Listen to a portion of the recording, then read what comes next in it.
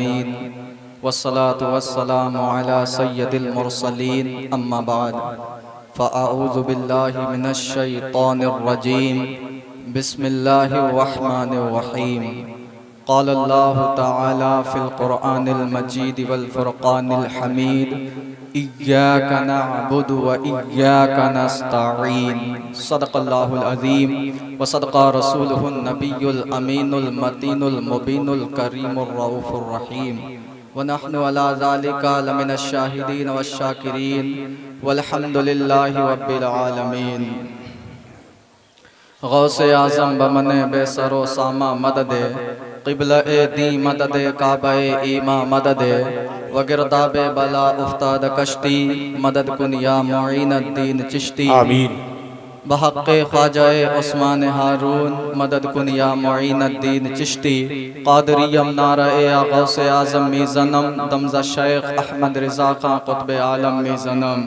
सबसे पहले हम और आप एक मरतबा दुरूद शरीफ पढ़ लें। अल्लाहुम्मा सल्ली अला सय्यिदना व मौलाना मुहम्मद व अला आलि सय्यिदना व मौलाना मुहम्मद व बारिक व सल्लिम अलैहि सलातु व सलाम अलैका या रसूलल्लाह सल्लल्लाहु अलैहि व आलिहि व सल्लम। काफ़ी मेहमान मिंबर पर जलवा अफरोज़ हैं जिनको आप भी सुनने के लिए आए हैं और मैं भी सुनने के लिए बैठा। थोड़ी देर के लिए खामोशी से आप लोग सुन लें, खामोश रहें थोड़ी देर।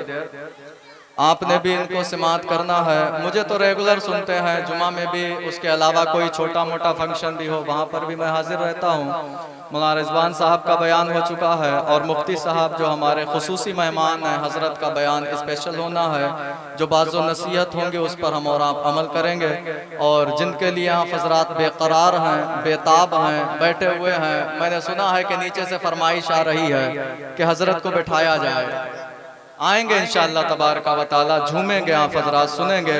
लेकिन सिर्फ मकसद ये नहीं होना चाहिए कि हम रक्सो सुरूर की महफिल में आए झूम करके चले गए। हजरत मकसद ये नहीं होना चाहिए कि हम नात सुन करके इनकलाब ले आएंगे। हुजूर आला हजरत ने 1000 से ज्यादा किताबें लिखी हैं, मोर देन 1000, 1000 से ज्यादा, और नात हदाइक़े बख्शिश, और वो भी सिर्फ मेरे महबूब की शान। और जैसे लिखी वैसे पढ़ी भी नहीं जा रही हजरत, जैसे लिखी है आपने वैसे पढ़ी भी नहीं जा रही है। तो इनकलाब, बदलाव, चेंजिंग जो आएगी हमारी सोसाइटी के अंदर वो बयानात से आएगी, असल बयान है। तो आप लोग जिस तरीके से नातों को सुनते हैं वैसे ही बयानात को भी सुने। जो उलमा आए उन्हें सुने। अल्लाह रब्बुल इज्जत कुरान पाक में इरशाद फरमाता है, हमें दुआ मांगने का तरीका देता है, इय्याका नअबुदु व इय्याका नस्तईन।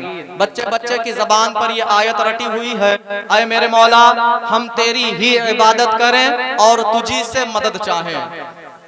देखिए कितनी बड़ी बात है, तेरी ही इबादत करें।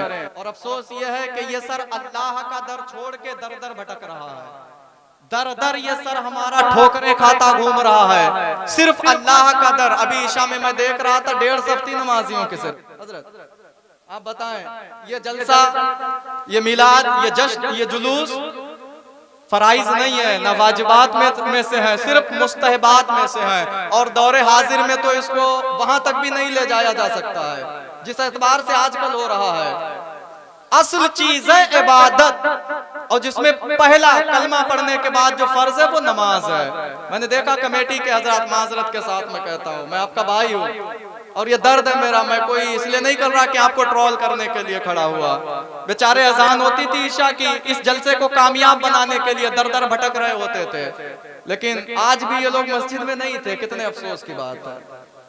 कितने मेरे महबूब फरमाते, एक वक्त की नमाज छोड़े 80,000 साल तक जहन्नम में जलाया जाएगा। साढ़े नबी दी जबान, साढ़े वास्ते कुरान। चेंजिंग नहीं हो सकती है, इसमें बदलाव नहीं हो सकता। जलसे में कोई ना आए, बिल्कुल कोई नहीं कह सकता कि वो जहन्नमी है या उसकी पकड़ होगी क़यामत में। लेकिन जिसने अपनी पेशानी को अल्लाह के सामने नहीं झुकाया, बताइए उसकी कितनी सख्त पकड़ है। मेरी माँ बहनों से भी एक गुजारिश है, बेहतर है ये लोग अपने चेहरों को ढांक लें, बेहतर है, क्योंकि जितना आपको सवाब नहीं मिलेगा उससे ज्यादा आप गुनाह कमा के यहाँ से चली जाएंगे। मैंने कई बार ये बात कही है कि जलसों में आए, बिल्कुल मैं मना नहीं कर रहा। अगर औरत दावते वलीमा में जा सकती है, मार्केट जा सकती है, तो जलसे में भी आए, ताकि जो बाजो नसीहत हो इससे इसकी जिंदगी बदले। लेकिन इस्लामी लिबास में, बहुत अच्छा, इस्लामी ड्रेस में आए। अल्लाह ने 3 चीजों की डिमांड आपसे कुरान में की है। एक ये कि आप अपनी नजरें नीची करके चलें, दूसरी ये कि आप अपनी इज्जत व आबरू की हिफाजत करें, और तीसरी ये कि अपने शौहर की फरमाबरदार बन करके रहें। मेरे नबी ने फरमाया 4 चीजों की औरत जमानत दे, तुम्हारा नबी तुम्हें जन्नत की जमानत देता है। एक हदीस पर अमल कर ले, जिंदगी बन जाएगी। हुजूर फरमाते 5 वक्त की नमाज पढ़ ले, रमजान के रोजे रख ले, अपनी इज्जत अपने नफ्स की हिफाजत करे। सबसे मेन चीज है ये, अपनी इज्जत, नजर, माइंड सेट, अपने दिमाग, जहन, दिल की हिफाजत कर ले, किसी और की तरफ ना भटके उसकी ख्वाहिशात। तीसरी और चौथी चीज मेरे महबूब फरमाते हैं, इस हाल में दुनिया से जाए कि उसका शौहर उससे राजी हो। 8 दरवाजे हैं जन्नत के, जिससे चाहे जन्नत में चली जाएगी। बहुत बड़ी चीज है। नौजवानों से भी गुजारिश है जो इधर उधर ताकते फिरते हैं, मैंने देखा है गलियों से कभी गुजर हो तो कोने क्षेत्र में बैठे मोबाइल लिए हुए। तेरी भी तो बहन है, तेरी भी तो बेटी होगी, तेरी भी तो बीवी होगी, तेरी माँ तो है। और हजरत अली से रिवायत है, फरमाया 7 दरवाजों में बंद कर दे जाकर के अपनी बहन को। अगर तेरी नजरें दूसरों के लिए ठीक नहीं है, तेरी बहन बेटी महफूज नहीं रह सकती है।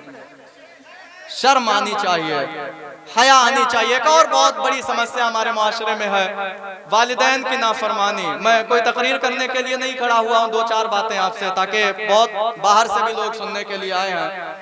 वालिदैन की नाफरमानी बड़ी पीक पर चल रही है, पीरों के कदमों में पड़ा हुआ है, पीरों के तलवों को चाट रहा है, लेकिन वालिदैन का हाल भी नहीं पूछने के लिए तैयार के साल में।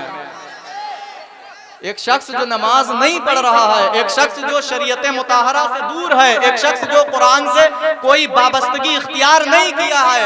ताबीज तो बहुत बड़ी चीज है, पूरा पीर गले में लटका ले उसे फायदा नहीं हो सकता है। जज़ाकल्लाह।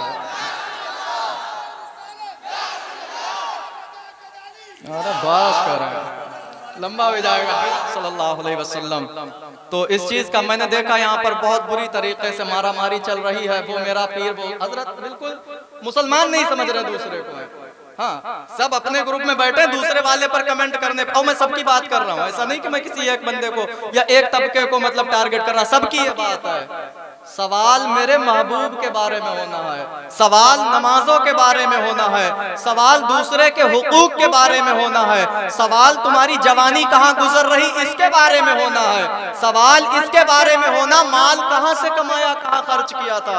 और बिल्कुल छोटी छोटी बात पर हम लड़ते घूम रहे, इससे बचें, इससे सिर्फ दिलों में नफरतें पैदा होती हैं। मेरे नबी ने हजरत अनस से फरमाया, बहुत प्यारी हदीस याद आई, फरमाया अनस एक काम है थोड़ा दुश्वार है, अगर कर लो तो मेरे साथ जन्नत में जाओगे, लेकर के जाए सिर्फ एक काम।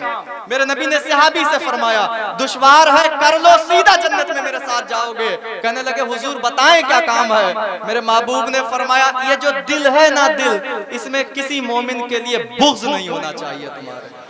क्या बात। और इतनी नफरतें लिए घूम रहे, इतनी नफरतें, घरों में नफरतों की आग लगी हुई है। इससे बचाएं अपने माशरे को। एक चीज और है, जात बात हमारे यहाँ, मैं जुमा में 2 जुमा लगातार इस पर बात किया हूँ हजरत, जात पात। मेरे महबूब ने हुज्जतुल वदा में जो खुतबा दिया, हुजूर अज़वा के ऊपर सवार हैं। हुजूर अलैहिस्सलातु वस्सलाम ने फरमाया जाहिलियत की तमाम रसूमात मेरे कदमों के नीचे पामाल हैं। ये नहीं देखा जाएगा तुम्हारे बाप दादा क्या करते चले आए, आज के बाद वो होगा जो मोहम्मद लौ लेकर के तुम्हारे तक आए हैं। जो मोहम्मद का कानून तुम तक पहुंचा है, तुमने वो फॉलो करना पड़ेगा, चाहे चाहो या ना चाहो।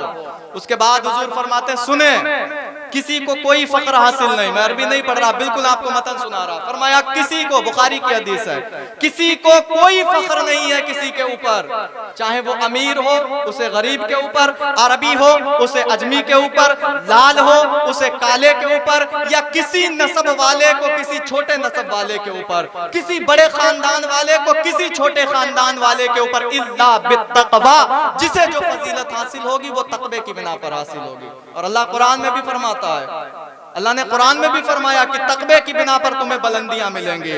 तो हम मुत्तकी बने, अल्लाह का खौफ दिलों में पैदा करें। दुनिया से जाना है बड़ी जल्दी, पता नहीं मौलाना रिजवान साहब बता रहे थे कब हमारी आंखें बंद हो जाएं, कब अल्लाह के पास हमें जाना पड़ जाए। इस चीज का ख्याल रखें।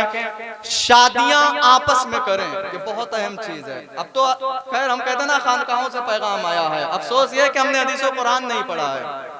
अफसोस ये, इसीलिए हमें खानकाहों की बातें बड़ी आला लग रही है कि ओफो ये बात तो इससे पहले हुई नहीं थी। हदीसों कुरान हमने नहीं पढ़ा। मेरे नबी ने गुलामों की शादियां शहजादियों के साथ की हैं, गुलामों की शादियां। कई वाकयात ऐसे आपको मिलेंगे। बेहतरीन रिश्ता तलाश करें। हुजूर ने फरमाया इंसान नसब, खानदान, माल और खूबसूरती देख करके शादियां करते हैं। तुम दीन देख करके शादियां करना, तुम्हारी दुनिया भी कामयाब होगी, आखिरत भी कामयाब होगी। ये मेरे नबी का फरमान है। हुजूर की बातें भले ही छोटी छोटी हों, लेकिन जिंदगी गुजारने के लिए बेहतरीन नमूना अमल है।